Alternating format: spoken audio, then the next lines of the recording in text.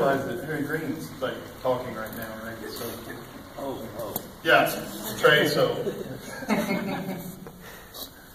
okay. So what I want to talk about today is one of those projects that you kind of fall into, right? You have undergrads, and I've had a number of undergrads kind of poking away at this question, and it took a little bit of a turn. So it ended up generating as many questions as we started out with. So maybe you can have some insight into this and come up to me and tell me that I'm completely off base with you. So I'm Charles Watson, and I want to visit with you about optimal feeding frequency. We did this with snakes, but we think it may turn out to be something that's a little more broadly applicable, and it's horribly intuitive. So I'm telling you things that you probably already know. You can go to Harry's talk now. So there is a... We know optimal foraging theory. We've been talking, you were taught optimal foraging theory from early on. It's just basically the economics of foraging, right? We're going to eat in such a way, our animals are, and we're animals, but it's going to happen in such a way that you're going to maximize what you get and try to minimize what you give up for it, right? We do that at the restaurant. So we're maximizing energy acquisition while minimizing cost. Bianca McAuliffe, classic paper, classic idea. We can mitigate costs by food acquisition. You can eat some things that are maybe a little easier to process, things that are easier to catch. Okay? Prey handling. There's some cost associated with handling prey. Digestion, assimilation, which are physiological processes that you may not necessarily think about all the time, but it's still a cost. And it can change over ontogeny, right? So what we needed when we were young is different than what we need when we're older, right? And snakes, which is what we're about to talk about, as they are growing, they're going to have different caloric requirements than when they're just maintaining. So requirements for growth and development versus maintenance. There's some risky behavior that we may deal with when we're older, right? Or at least when we're reproductive age, right? So putting these different caloric requirements is just different as they get older. So we may have some ontogeny. There's a reason I'm saying this, because we chose to work with young animals that are growing, so we have something that's easy to measure, right? So we measure growth. Different snakes feed at different intervals. We know this if you've done any work in museums. You know that the majority of the snakes that are in the wet museums have pretty empty stomachs. Snakes in general feed relatively infrequently, but there's differences among snakes, right? It depends on the amount of energy available. Energy available from individual prey items, could be energy available, could be just prey items available, right? So the general trend is that large snakes eat big stuff infrequently, and smaller snakes eat small things more frequently. That's a big, broad trend. If we look at it here, the little dotted, or I guess it looks like a smaller line inside the triangle, that's prey size. Okay, and again, this is just a conceptualization, right? So the more red it is the more frequent they have to eat, but whenever they're eating more frequently, they're usually eating smaller things. And we know from some work, this is the work done primarily in the Secor lab at Alabama, we know that Burmese pythons, which are very large snakes, they eat infrequently, they eat large things. Their SDA, or which is all the costs associated with eating, which is usually measured in an increased metabolism. Okay, it's enormous. Of course, it's like us swallowing a watermelon whole, or even 2 watermelons whole, right? So it takes a lot to process that, but they may be 6 months out from processing anything else. And in that time, why do you keep all of these digestive mechanisms? Why do you maintain an alimentary canal and a large heart and all of these? Why do you maintain that for that amount of time? And we know Burmese pythons don't. We know that Burmese pythons have this downregulation, and actually downregulation in their morphology. And we know even that when they eat, their heart puts on new on new cardiac tissue, functional cardiac tissue, right? So these are revelations from a few years ago, but it's still awesome, right? So we know that you can reduce that cost over time by reducing the maintenance of the system that is taking on the food. We chose corn snakes for a couple reasons. One is they're great lab animals. Everybody has them. They're cheap. For the same reason we picked most animals, right? They're cheap. They're easy to maintain. They'll always eat. Incidentally, we tried something else with ball pythons. Bad experiment. Never use ball pythons in the laboratory. But we wanted to know, these are intermediate feeders. We know that, you know, I worked in zoos for a long time before I went into academia, and all the animals basically had the same menu. They got one rat or one mouse once a week on Tuesdays when the guy came with the mice in the truck, right?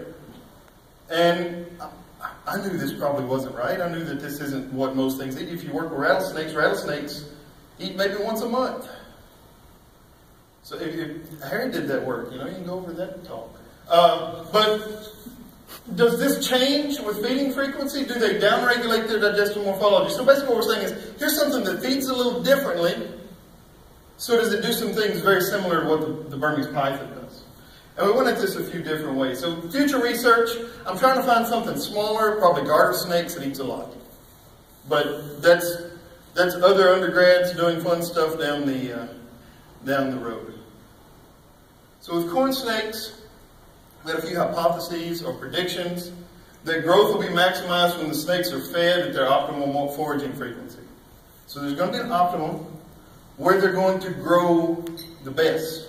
And we're going to construct a curve, right? Just like we do with most optimization experiments. Metabolism will remain elevated when feeding them too frequently. And that the digestive and circulatory systems will experience some level of atrophy between infrequent feedings. So we have three groups. We have one group that we feed very frequently, one group that we feed about where we think they probably need to be fed, and one group that we feed very infrequently. So we're going to measure the growth over the course of 3 months. This is a 3-month trial. For some of them, that's only 3 feeding events. We fed some once a month. At 3 different feeding frequencies, measure SDA. Remember, that's the elevation of metabolic processes right after feeding. We do that at the frequent feeding intervals because that's where we're interested in this cost. And we're going to use, we have a radiology department that trains people how to use, we're a small university. I'm trying to figure out where we could use resources. So I said, hey, would y'all like to radiograph some snakes? And they jumped on it because they're tired of radiographing each other's ankles and things, right? So we went over there and they loved it. We took radiographs of snakes. And we did that before and after feeding to look for differences. So this was the kind of the weird. Actually, one of my undergrads brought this to me when we crunched the numbers, and wait, these actually lost weight. If you feed them more frequently, but you keep the overall amount of food that they eat the same, they lose weight. Now we would predict that because we know that there's going to be an elevated metabolic cost. But we didn't really know to this extent, okay? The ones that ate 8 times a month, twice a week, they lost weight. In fact, some of them never really recovered from this. We couldn't use some of these for future experiments because this really negatively impacted their physiology. Now the ones that ate 4 times a month, which is about what you know, if you had a corn snake, that's about the frequency you'd feed them. They did quite well, and the ones that ate once a month, really they still grew, but they could have grown better. And I wanted to see also, just because we have the equipment, we wanted to check. Are they digesting the ones that they eat more frequently? Are they digesting them less efficiently? So are they not just getting that much? And really, there's no difference across these. Okay, they digest about the same amount. And I mean, you know, look at the axis. They're really digesting between 86% and 94% of the prey item, regardless. So they're getting as much as they're going to get out of it. And looking at SDA, we made this prediction that perhaps their metabolic rate is being elevated and it never is able to go down. So what our prediction looks like is if we feed them here and feed them frequently again and feed them again and again and again before their metabolic rate was able to drop back down to normal, then what will ultimately happen is we have this elevation and maintained elevation in metabolic rate. So they have a constantly elevated metabolic rate. They have a cost associated with feeding that they have to make up. It's not going toward growth. Then we actually measured SDA, right, to see if it matches this prediction.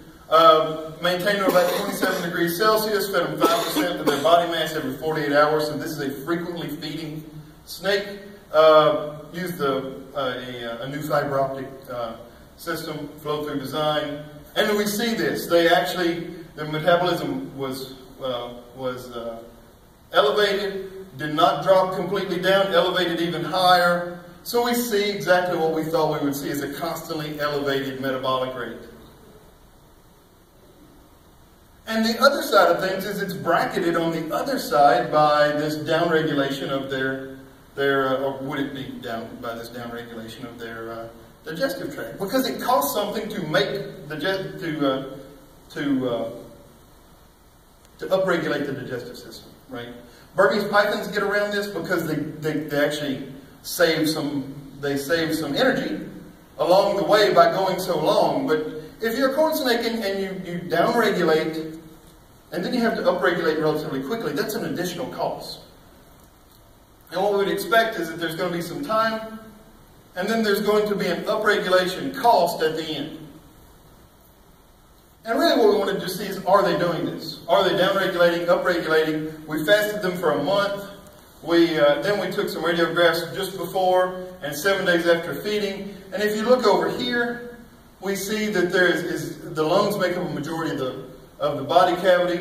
This is the internal organs, again, that we can't really differentiate them with this type of technique. But what you can see is that after they fed, there is a more dense and a thicker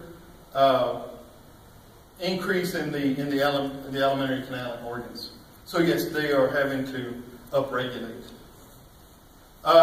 So we know now for corn snakes, optimal is about one time a week.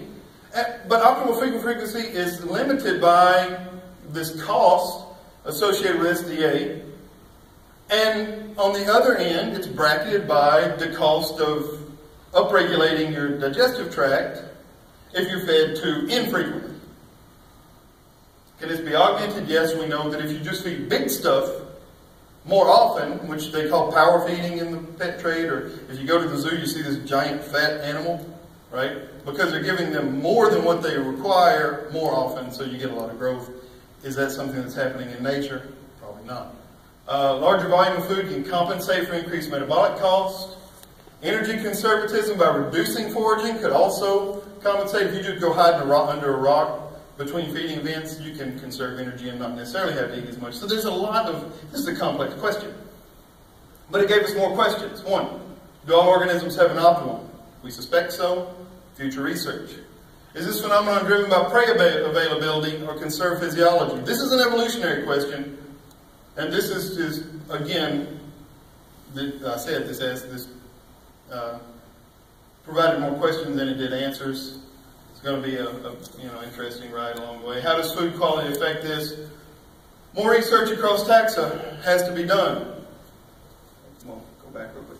So again, we think this model up here is pretty solid, and we think that as we move along and bring more organisms into the fold, we're going to be able to answer some of these questions. Again, multiple students have been working on this. I work with Ed Jalowski and Warren Bergeron quite a bit. I can't do anything on my own, like a child. But no, I appreciate everyone that's helped along the way. The university has given me some funding, and with that, I'll take some questions.